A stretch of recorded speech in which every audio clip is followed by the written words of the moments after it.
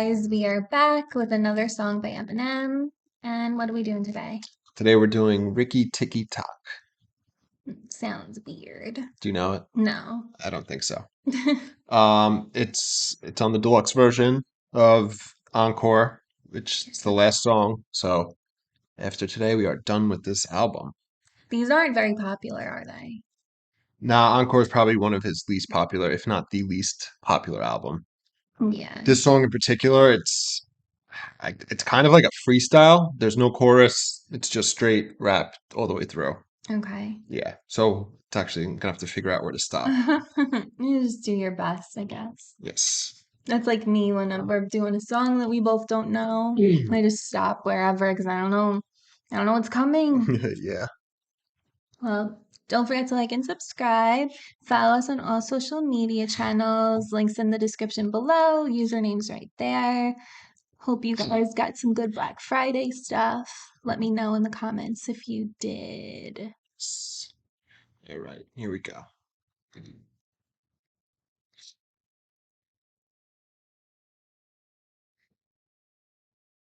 Once you call my name out, things will never be the same. They should've never let us get our foot in this game. Ever since I was introduced to rap music, I've been missing a screw like Bishop and Juice. I could lose it at any moment. Those who know me know it, so they probably told to go with the flow just so that I don't explode and have another episode where I let it go. As far as the one with Benzino did, I'm waiting for that next beef. I'm cock locked and loaded. I'm ready to go so bad I'm going bananas. My dick so hard Anna Nicole could use it to fucking pole vault with. Oh shit, I mean when she was still bloated before they cut her stomach open and light molded. Anybody I throw flames at gets a name, it's a game. Cause they know that they don't spit the same. It's a shame what people do for 10 minutes of fame. Every day it's the same thing.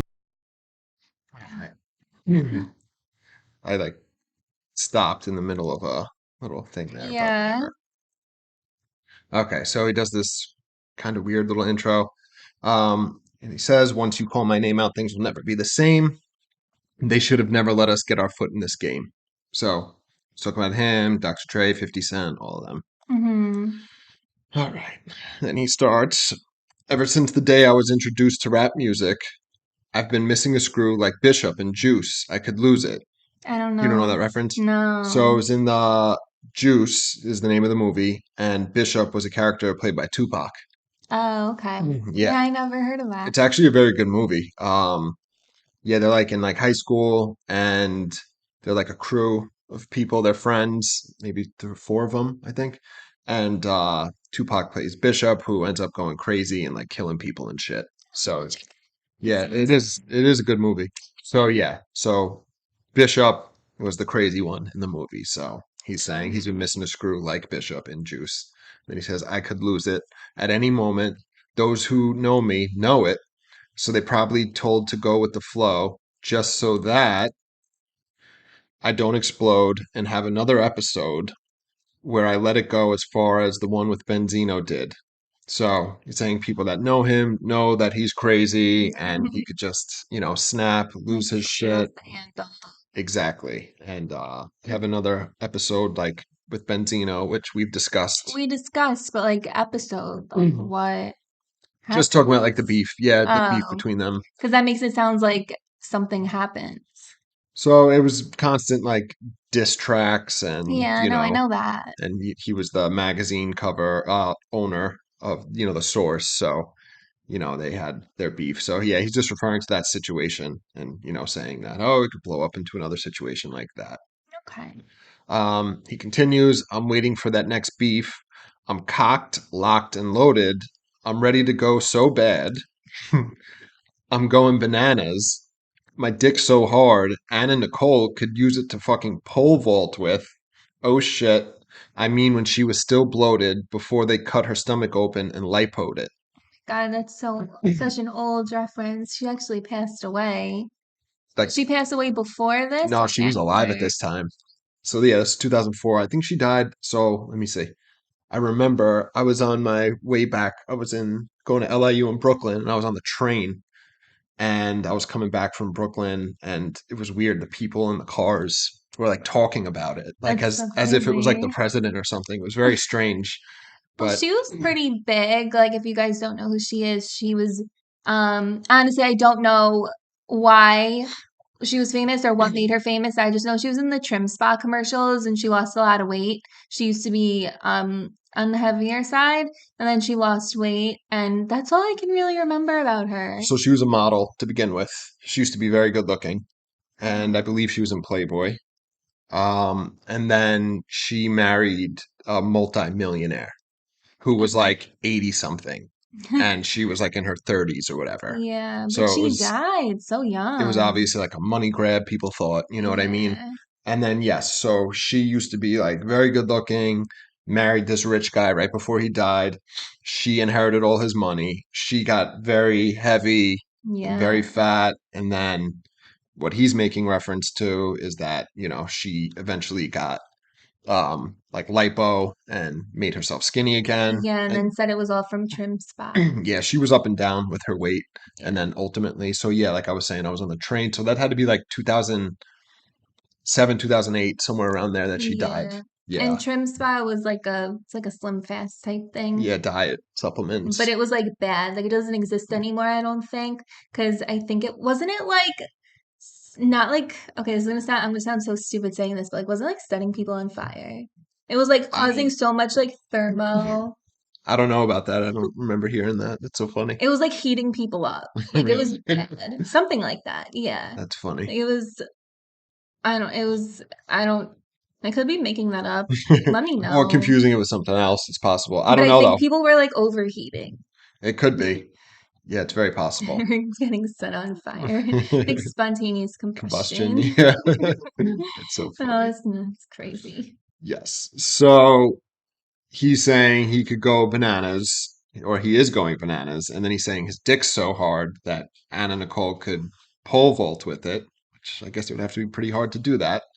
And then he says back when she was still bloated before they cut her stomach open and lipoed it. So so fat Anna Nicole could pole vault with his dick. You know what I mean? Yeah. So like as opposed to the skinny one, she's fat, so it would need to be even stronger and harder in order for her to do it. So Okay. that's a little reference there. Anybody I throw flames at gets a name. It's a game because they know that they don't spit the same. It's a shame what people do for 10 minutes of fame every day. It's the same thing. Yeah. So anybody I throw flames at gets a name. You know, it's people talk about that all the time. If Eminem disses somebody, they become famous. You know, MGK got like peak Yeah. recognition when they were battling, you know, people that never even heard of him or his music all of a sudden knew who he was. It was the same throughout Eminem's career, even this early on, that Like MGK, like I knew who MGK was before that, but like he wasn't really that big. no. He was like he dated like Sasha Grey Yeah, for like a time. So he got like kind of famous there. known from that, I guess. Yeah. So then, yeah, so he mentions that and he says it's a game because they know they don't spit the same. They're not as good as him. It's a shame what people do for 10 minutes of fame. Or maybe it wasn't Sasha Grey. Yeah. It might have just been like a porn star. Yeah. I don't know. And then he says, yeah, so people are purposely picking fights with him, trying to use his name to get famous, you know, knowing that they're not as good at rapping. They don't actually think they're better than him or that they could beat him, but they're just going to do it to get some recognition. And then we pick up here. People do for 10 minutes of fame. Every day it's the same thing. People in this game try to buddy us, just to get close enough to study us. Everybody just wants to have something to do with that. They all trying to get that stamp. They after that shady aftermath money. It's like a monopoly. They probably just now finally understand how to rob fully. 50 Cent was like a fucking jackpot for me. Andre, it's like we hit the fucking lottery and a damn slot machine at the same time as each other. Why the fuck you think we ride like we brothers when we rhyme with each other? In time we discovered that we had more in common than we thought with each other. Both robbed of our mothers. Our fathers ain't one honest, what was wrong with us? Was it our fault? Cause we started thinking God doesn't love us. Two odd motherfuckers who just happened to meet at the right time. What a coincidence. Cause when 50 got shot up in Jamaica, Queens, I still remember the call up at Chunking. Cause Big Al had just got popped just a month before. If 50 lives, he's getting dropped from Columbia. 2 years later, me and Doc had to come and operate. That's when he popped up at #1. And we ain't never gonna stop if you want to run. So we get a little more backstory here. So he continues where we left off. People in this game try to buddy us just to get close enough to study us. Everybody just wants to have something to do with that. They all trying to get that stamp. So, they're popular. Everybody wants to get close to them. They want to study them, figure out their formula, how they're so famous, how they're so popular, how they're so rich, and then they want that. They're trying to get that stamp, that approval that they're associated with, Eminem and Dr. Dre. They after that shady aftermath money. It's their record labels. It's like a monopoly. They're just killing shit. They are in control of everything in the music industry. Okay. They probably just now finally understand how to rob fully.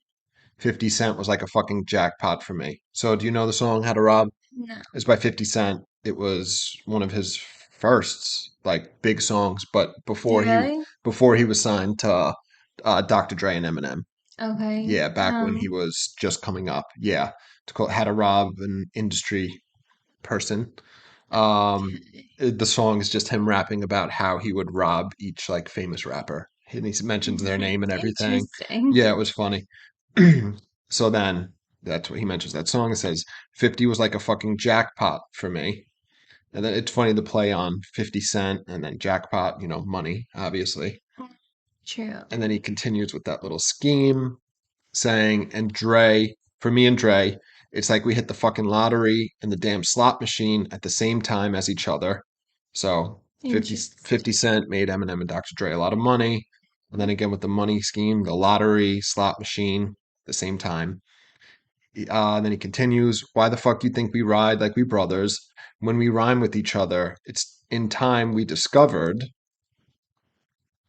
that we had more in common than we thought with each other. Both robbed of our mothers. Our fathers ain't won us. What was wrong with us? Was it our fault? Because we started thinking God doesn't love us. Oh, sad. Yeah, it is. So I'm actually not sure. So I'm not sure if he's referring to 50 Cent or Dr. Dre here. That we had more in common than we thought with each other. Both, because, okay, both robbed of our mothers. So Eminem's mom, like, left him, like abandoned him to his like family members, his aunt, and the neighbors, like we heard, and actually on this album, on Yellow Brick Road, I think, or yeah, whatever. He talks about she kind of just abandoned the family and left him, and then he says, "And our fathers ain't won us." So Eminem's father left him, which we've heard in his music. So I don't know if he's referring to 50 Cent, who never knew his dad and his mom was murdered when he was young, or if he's referring to Dr. Dre. I'm not sure about Dr. Dre's mother or father situation. Yeah, the way it's worded, I can't tell. Yeah. Either way, he's referring to one of them. Then he said, what was wrong with us? Was it our fault? Because we started thinking God doesn't love us. So wondering if, God didn't love them and they did something wrong, which is why they didn't know their fathers and didn't have their mothers in their life. Then he continues, two odd motherfuckers who just happened to meet up at the right time. What a coincidence it is. Because when 50 got shot up in Jamaica, Queens, I still remember the call up at Chung King because Big L had just got popped a month before. So saying they're both odd, and then what a coincidence because when 50 got shot in Jamaica, Queens, which is obviously where he got shot, Eminem was at Chung King, which is a studio, which I actually believe is in New York. So that's interesting. He was in New York when 50 Cent got shot. He wasn't signed to him yet, He says because Big L just got popped a month before. So apparently a month before 50 Cent got shot, Big L was shot and killed, the rapper. Okay. You know Big L? Yeah. Yeah, he has a few good songs. You might know some of them. So he's saying it was a coincidence. He was there. So when he's talking about 50 Cent. Well, no, here he is for sure. I think he was before too. So he's still talking about it. Yeah, but look, this is what confused me about it. That's why I was asking, because um, uh, he said 50 Cent was like a fucking jackpot for me and Dre. It's like we hit the fucking lottery and the damn slot machine at the same time as each other. So Dre and Eminem hit the jackpot and the lottery at the same time. And then he says, why the fuck you think we ride like we brothers? When we rhyme with each other, in time we discovered that we had more in common than we thought with each other. Oh Both yeah, rock. then it is Dre. Do you know what I And then mean? he just goes back to talking about 50 Cent after. And that's why I'm confused. That so because I know, like I said, 50 Cent's mom was murdered, so that's Yeah. why I thought he was talking about 50. But the way it's Or worded, maybe Dre was yeah, maybe, yeah, too. I'm not sure of Dre's background, honestly.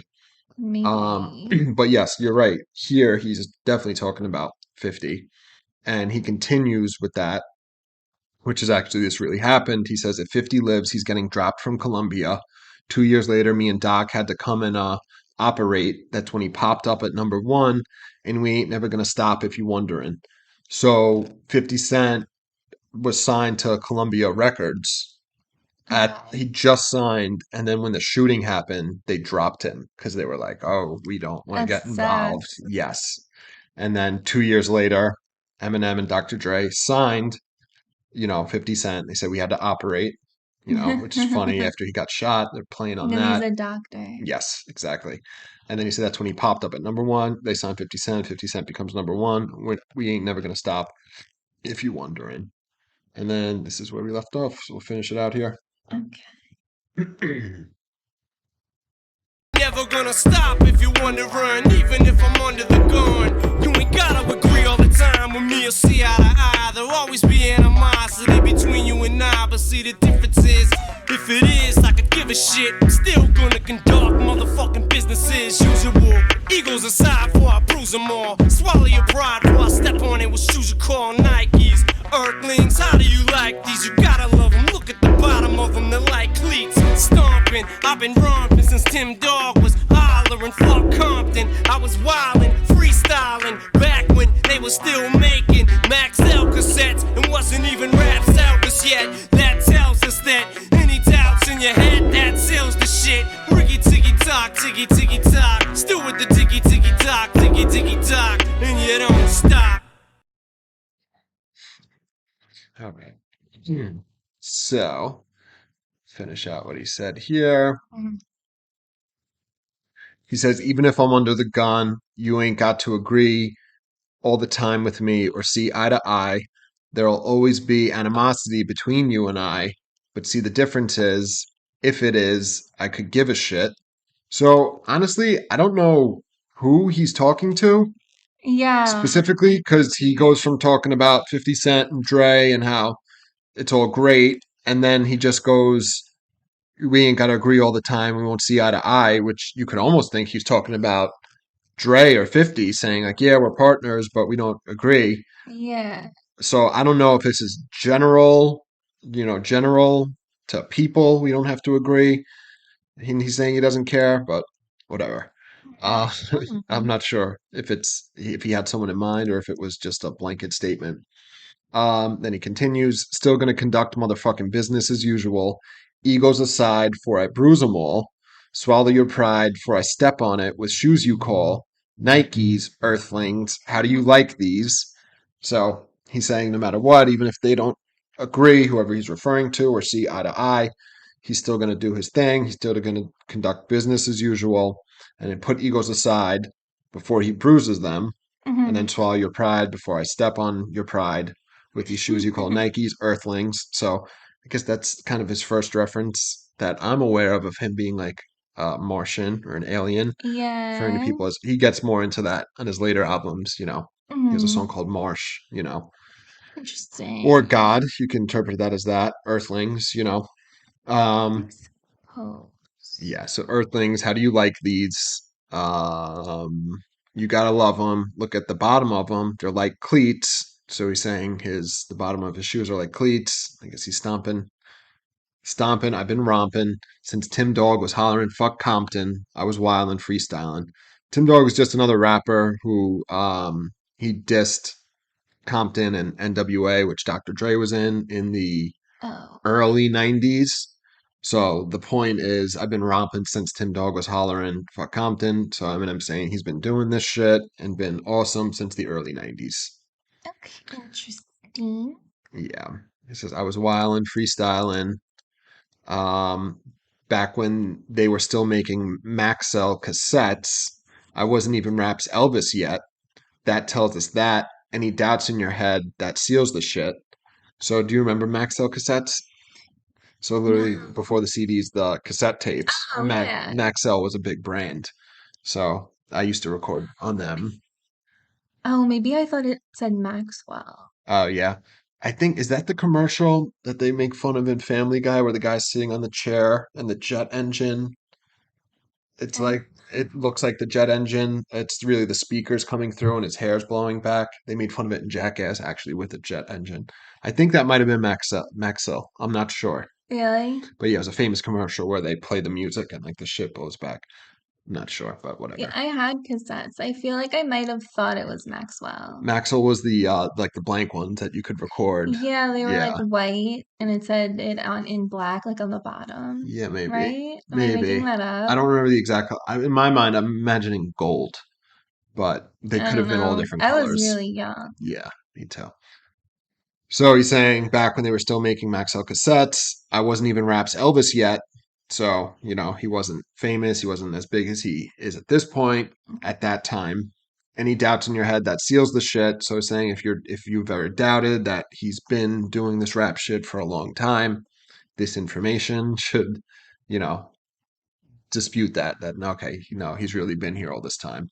Okay. And then he says, Ricky Ticky Toc, Ticky Ticky Toc, still with the diggy diggy doc, and you don't stop. And then that is it. Yeah. Right, for Ricky Ticky Toc. It's okay. Yeah, I could tell you don't like it. Not really. I don't like there's no chorus, nothing else really going on with it. It's super short. A lot of the I don't know who that third verse was to. Which, I oh, like after we pause, which the one where he's like saying like about seeing eye to eye. yeah, Yeah, I don't know exactly either. I don't know. I didn't like this. Yeah. I don't like this. And I don't understand why it's called Ricky Ticky Toc. He says it like once at the end and it means nothing. I don't know. So I think that's a play on like an old song. Yeah. No, I know, but the relevance. I don't know, maybe he heard the beat and that's like what came to his mind and he's like, "Oh, let me just rhyme off that." Yeah, the beat on the song is really good. Yeah, it is a good beat. So yeah, no, I'd agree. It makes sense to me that this wasn't on the standard version of the Yeah. album. It's just a freestyle. It's not my favorite song. I don't hate it, but it does it I like the little backstory it gives with like 50 Cent, you know what I mean? Yeah, that's Like pretty before he cool. signed him. Like I didn't know that he was at that studio, which I believe is in New York. So I didn't know he was like in New York when 50 Cent was killed, and then years later their paths, Yeah, they collect. crossed. Yeah. But yeah, so it's cool. It's like I said, this is probably one of his least celebrated albums, and we finished it now. Really Yes. cool. So yeah, tomorrow we will do a album reaction, Okay. and then we will move on. Yes. All right. All right. Well, don't forget to like and subscribe, and we'll see you guys tomorrow. Yes. See you soon. Bye.